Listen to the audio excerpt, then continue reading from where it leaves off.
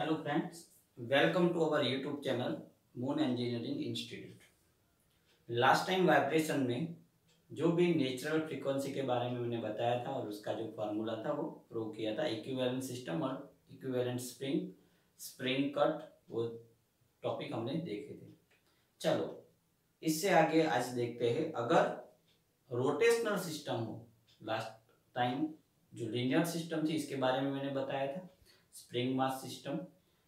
अब मान लो कि रोटेशनल सिस्टम है तो इसकी नेचुरल जो फ्रीक्वेंसी होती है रोटेशनल सिस्टम, तो उसकी जो नेचुरल फ्रीक्वेंसी होती है वो फ्रीक्वेंसी कैसे फाइंड करेंगे तो वो हम वन बाय वन देखते हैं।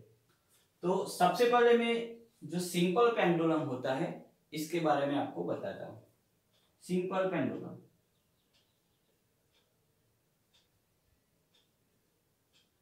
ओके। इसके बाद कंपाउंड पेंडुलम लेके वन बाय वन हम सॉल्व करेंगे, नेचुरल फ्रीक्वेंसी फाइंड करनी है। तो सबसे पहले सिंपल पेंडुलम, तो मान लो कि एक मासलेस स्ट्रिंग है, एक स्ट्रिंग है मासलेस है, इसका मास हम कैलकुलेट नहीं करेंगे, मासलेस, और एक मास बॉटम ऑफ द स्ट्रिंग हमने m मास लिखा है, और ये जो स्ट्रिंग है मान लो कि इसकी लेंथ है स्मॉल l, क्या लेंथ है l, ओके। अब इसमें मान लो कि जब आप डिफ्लेक्शन दोगे तो कितने natural vibration, sorry natural frequency है वाइब्रेशन से, वो कितने होते हैं वो हमें फाइंड करनी है। तो सबसे पहले आपको मोमेंट ऑफ इनर्शिया इसके बारे में पता होना चाहिए। मोमेंट ऑफ इनर्शिया आप सभी को पता है, हम moment of inertia two way से फाइंड कर सकते हैं। First, according to centre of gravity, about centre of gravity moment of inertia मिलता है, इसको हम ICG बोलते हैं, ओके। और अगर आपको सेंटर ऑफ ग्रेविटी से अलावा कोई भी पॉइंट पे मोमेंट ऑफ इनर्शिया फाइंड करना है तो आपको पैरेलल एक्सिस थ्योरम यूज करना पड़ेगा। क्या यूज करना पड़ेगा? Parallel axis theorem. इसके बाद आते हैं हम इस पे, ओके। और हमारा पैरेलल एक्सिस थ्योरम क्या है? I is equal to ICG plus md²। चलो, ICG means centre of gravity, moment of inertia about centre of gravity, m means mass of substance, and d, तो ये d क्या है? तो डिस्टेंस बिटवीन दिस पॉइंट, जिस point पे related आपको moment find करनी है, एंड CG और जो पॉइंट के रिलेटेड आपको मोमेंट फाइंड करनी है इसके बिटवीन जो भी डिस्टेंस है उसको हम d बोलेंगे। तो अगर मोमेंट ऑफ इनर्शिया फाइंड करना है तो आपको सबसे पहले जो सेंटर ऑफ ग्रेविटी अबाउट जो मोमेंट ऑफ इनर्शिया होता है वेरियस पार्ट्स का, जो रिंग होती है, रोड होता है, तो वो ICG आपको पता होना चाहिए। स्फीयर होता है, हॉलो स्फीयर होता है। और अगर एग्जांपल में सेंटर ऑफ ग्रेविटी के अलावा कोई भी पॉइंट पे मोमेंट ऑफ इनर्शिया फाइंड करना है तो ये पैरेलल एक्सिस थ्योरम में यूज करेंगे, ओके। चलो वो बाद में देखते हैं। जो मास मोमेंट ऑफ इनर्शिया है तो उसका जो I का जो स्टैंडर्ड फॉर्मूला है वो हमें पता है। I इज इक्वल टू, हम लिखते हैं I is equal to mk², where m is equal to mass and k is equal to radius of gyration, okay.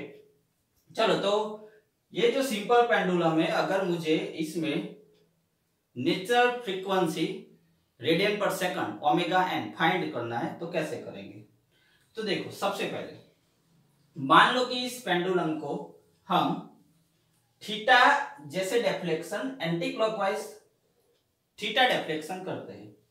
यहाँ पे मैं ड्रॉ करता हूं, देखो ये हमारी इनिशियली, और आफ्टर डेफ्लेक्शन मान लो कि जो मास m है थीटा डेफ्लेक्ट हुआ, anti clockwise direction, theta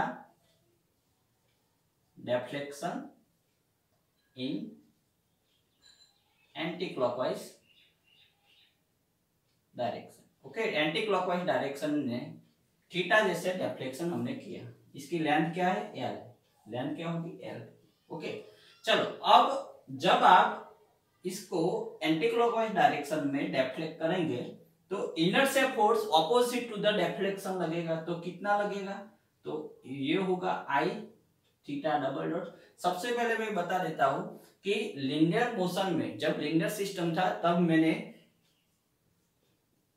equivalent force के सम करते थे, लेकिन इसमें इक्विवेलेंट मोमेंट होगी। रोटेशनल में क्या होगी? Equivalent moment. और इसका फॉर्मूला क्या है? आई alpha. I means mass moment of inertia and alpha means angular acceleration. अगर आप सेंटर ऑफ ग्रेविटी के रिलेटेड फाइंड करते हो तो इसका फॉर्मूला ऐसे लिखेंगे, मास moment of inertia about centre of gravity. Okay, तो ये आपको पता होना चाहिए कि जो थीटा है वो एंगुलर डिस्प्लेसमेंट बोलेंगे हम रोटेशनल मोशन में, एंगुलर डिस्प्लेसमेंट।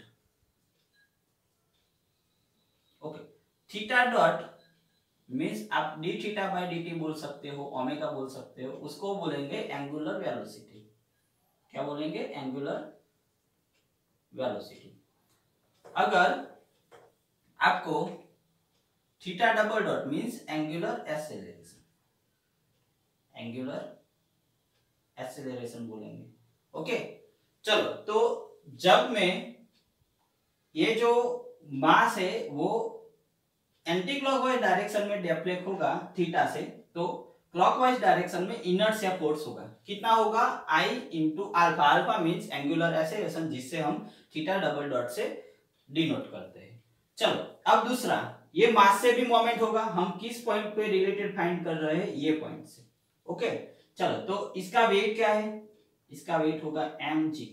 ओके, अब मोमेंट, तो इस पॉइंट से ये मास की मोमेंट के लिए ये परपेंडिकुलर डिस्टेंस हमें चाहिए, ये होगा परपेंडिकुलर डिस्टेंस। तो ये डिस्टेंस कितना होगा? तो ये जो एंगल है sine theta, sine theta is equal to क्या होगा? मान लो कि ये x है, x बाय एल, तो means x is equal to L sine theta. Means ये जो फोर्स होगा mg ग्रेविटेशनल फोर्स, इसका इस पॉइंट, मान लो कि ओ पॉइंट से जो मोमेंट होगा इसका डिस्टेंस होगा, तो ये जो डिस्टेंस होगा x is equal to L sine theta होगा। क्या होगा? L sine theta. ओके, चलो आगे देखते हैं कि अब जो हमारा इक्वेशन था कि sum of moment is equal to zero, means clockwise moment is equal to anti clockwise moment. तो आप सोचो कि ये जो मोमेंट होगी, ये जो मोमेंट होगी इस पॉइंट पे ऐसे लिखते हैं, मास की जो वेट है वो डायरेक्शन डाउनवर्ड है और इस पॉइंट से उसकी मोमेंट होगी क्लॉकवाइज। मींस ये जो मोमेंट होगी एम जी एक्स क्या हुआ? एल साइन थीटा, वो भी क्या होगी? क्लॉकवाइज होगी। ओके, तो जो दो मोमेंट है मींस जो इनर्शिया फोर्स है वो, और एक जो वेट से मोमेंट होती है वो।